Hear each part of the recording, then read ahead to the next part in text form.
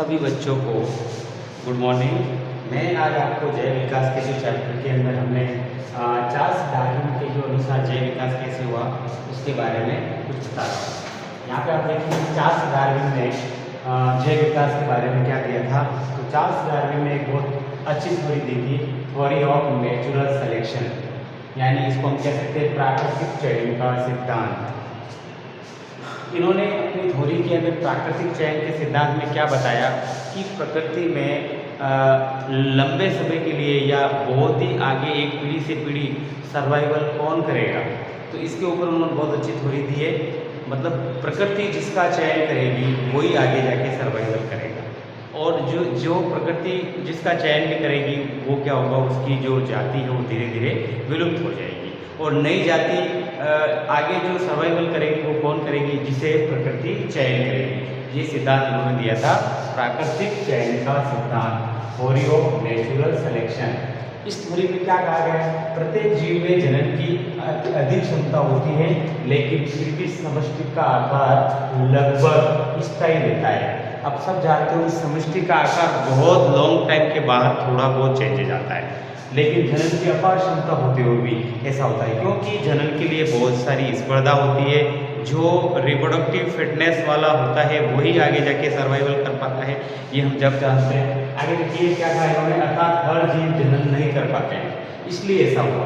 आगे देखिए, अतः संसाधन सीमित होने के कारण सभी जीवों में सर्वाधिक संघर्ष होगा, तो केवल योग्यतम जीव ही जनन कर पाएंगे। क्या कह रहा है कि अतः संसाधन सीमित होने के कारण सभी जीवों में सर्वाधिक संघर्ष होगा, तो केवल योग्यतम जीव ही जनन कर पाएंगे एवं प्रकृति में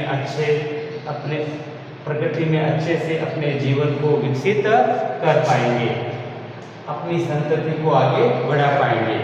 ये प्राकृतिक चयन का सिद्धांत है कि जो रिप्रोडक्टिव फिटनेस वाला व्यक्ति होगा, मतलब जीव होगा, वो ही आगे सर्वाइवल कर पाएगा, और जो रिप्रोडक्टिव फिटनेस नहीं होगा जिसकी, वो जाति धीरे धीरे विलुप्त हो जाएगी। आगे देखिए, प्रकृति योग्यतम जीवों का ही चयन करती है जो प्रकृति में अनुकूलित होते हैं, यानी प्रकृति में जो अनुकूलित होते हैं वही जीव क्या होते हैं, आगे जाके प्रकृति उनका चयन करती है। अर्थात जीव प्रकृति में उत्तरजीविता के लिए अनुकूलता लाएगा, अर्थात जीव अपने आप में परिवर्तन लाता है। इस प्रकार नई जाति की उत्पत्ति हो जाती है। इसे ये जो है विकास के फलस्वरूप ये चीज प्राकृतिक चयन के सिद्धांत के अंदर चार्ल्स डार्विन ने बताई है। आगे देखिए, इन्होंने बहुत अच्छा एक उदाहरण दिया है, इंडस्ट्रियल एरिया के बारे में बताया। इंग्लैंड के अंदर जब औद्योगिकरण हुआ था, उस समय की बात है कि जब इंग्लैंड के अंदर औद्योगिकरण नहीं हुआ था, तब जो ये पतंगा या मौत है उसकी क्या स्थिति थी, और जब औद्योगिकरण हो गया उसके बाद पतंगा व मौत की क्या स्थिति देखी गई। कहने का मतलब है कि पतंगा या मौत है उसमें दो प्रकार के पतंगा या मौत देखे जाते हैं। एक तो ऐसे पतंगा जो ब्लैक, यानी हम कह सकते हैं कि डार्क या गहरे काले पंख वाले पतंगा या मौत, और एक जो है लाइट विंग्स यानी हल्के व भूरे रंग के पंख वाले पतंगा। तो ये दो प्रकार के पतंगा होते हैं। अब यहाँ पे आप देखो कि काले रंग के जो डार्क विंग्स वाले पतंगा होते हैं उसमें मेलेनिन वर्णक ज़्यादा होता है, जबकि लाइट विंग्स वाले जो पतंगा होते हैं उसमें मेलेनिन वर्णक कम होता है। तो ये दो प्रकार के पतंगा देखे जाते थे इंग्लैंड के अंदर। इंडस्ट्रियल मैलेनिज्म के अंदर एक प्रयोग दिया था, एक उदाहरण दिया था चार्ल्स डार्विन ने। अच्छा, यहाँ पे ध्यान रखना कि जो मेलेनिन वर्णक होता है हमारी त्वचा के अंदर, वहाँ पे मेलानोसाइट कोशिकाएं होती है जो मेलेनिन वर्णक का निर्माण करती है, और इसके लिए इनको किसकी आवश्यकता होती है, टायरोसिन एमिनो अम्ल की। ये स्पेशल पॉइंट में मैंने लिख दिया है, क्योंकि मेलेनिन वर्णक की यहाँ बात हुई है, तो मेलेनिन पिगमेंट्स जो वर्णक है वो रिलीज कौन करता है, हमारी त्वचा के अंदर पाया जाने वाला, हमारी एपिडर्मिस के अंदर पाया जाने वाला मेलानोसाइट कोशिकाएं रिलीज करती है, और इसके लिए उनको किसकी आवश्यकता होती है, टायरोसिन एमिनो अम्ल की। तो एक्स्ट्रा चीज हुई। तो आपको मोटा मोटा इस उदाहरण के अंदर याद रखना कि इंग्लैंड के अंदर जब औद्योगिकरण हुआ था तो उसके अंदर दो पतंगा देखे गए थे, डार्क विंग्स वाले और लाइट विंग्स वाले। अब हम केस नंबर 1 की बात करते हैं, केस नंबर 1। अब यहाँ आप देखोगे कि औद्योगिकरण के पूर्व प्रदूषण नहीं था, प्रदूषण नहीं था तो वृक्ष की छाल पर लाइकेन उपस्थित हुआ करते थे जो श्वेत कलर के थे। बताओ अगर वृक्ष की छाल पे लाइकेन बैठा होगा श्वेत कलर का तो वृक्ष की जो छाल है, जो तना है, वो कैसा दिखाई देगा आपको? हल्का दिखाई देगा या श्वेत दिखाई देगा? तो अतः वृक्ष की छाल का रंग हल्का गहरा दिखाई देगा। तो उस स्थिति में लाइट विंग्स मोथ छद्म आवरण बना लेंगे। तो आप देखोगे कि जो लाइट विंग्स वाले मोथ थे, जो पतंगा थे, उस वृक्ष की छाल में आराम से छुप पाएंगे।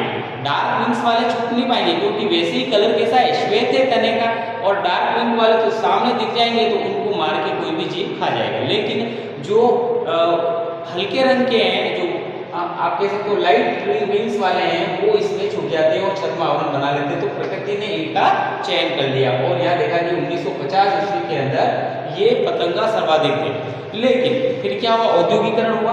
औद्योगिकरण के बाद 1920 में देखा गया तो औद्योगिकरण हो गया तो प्रदूषण की उपस्थिति हो गई। अगर प्रदूषण है यानी SO2 गैस है, और आपको पता है कि SO2 गैस सबसे ज्यादा प्रदूषणकारी गैस होती है, और SO2 गैस की उपस्थिति के कारण वृक्ष की छाल को कौन नहीं पाए जाएंगे? लाइकेन, क्योंकि लाइकेन जहाँ प्रदूषण होता है वह विलुप्त नहीं कर सकते। तो वृक्ष की छाल पर लाइकेन की अनुपस्थिति यानी विलुप्त हो गए लाइकेन। अगर लाइकेन उपस्थित हो गए तो वृक्ष की छाल का रंग कैसा दिखाई देने लगा? काला, क्योंकि ऊपर जो थे लाइकेन्स वो क्या हो गए? नष्ट हो गए, विलुप्त हो गए, तो काला दिखाई दे रहा है। अब देखिए यहाँ पे इस काले रंग की छाल वाले वृक्ष की छाल को कौन सुरक्षित हो गया? डार्क विंग्स वाले मोथ यानी पतंगा, यानी इनका जो छद्म आवरण बना के डार्क विंग्स वाले मोथ क्या हो जाते? छुप जाते थे और कोई इसको नहीं मार पाता था, तो इनकी संख्या बहुत बढ़ गई, यानी प्रकृति ने इनका चयन कर लिया। तो इस प्रयोग से ये सिद्ध होता है कि प्रकृति में उत्तरजीविता यानी प्राकृतिक रूप से जो चयन होता है वही अच्छे से सर्वाइवल कर पाता है। तो ये बहुत अच्छा शानदार जो एक इंग्लैंड के अंदर एक इंडस्ट्रियल मैनेजमेंट का उदाहरण है। आप देख सकते हो चार्ल्स डार्विन ने दिया था। मेरा जो ये चार्ल्स डार्विन का जैव विकास का जो थ्योरी मैंने आपको समझाई है, ये मेरे ख्याल से आपको अच्छे से समझ में आ गई होगी। मेरे चैनल को लाइक, सब्सक्राइब और शेयर कीजिए। आपको डेली का वीडियो मिलेगा और मैं अभी आपको डेली जो 12th क्लास के अंदर NCERT के अंदर लाइन टू लाइन जो है आप मेरे वीडियो को देख सकते हो। कोई भी चीज़ नहीं छूटेगी इसके अंदर, आप अच्छे से इसको पढ़ सकते हो और अपने नोट्स भी बना सकते हो। मेरे टेलीग्राम चैनल पे आपको कॉपी भी मिल जाएगी और फ्री में इसके लिए कोई चार्ज नहीं दिया जाएगा। Thank you. ओके।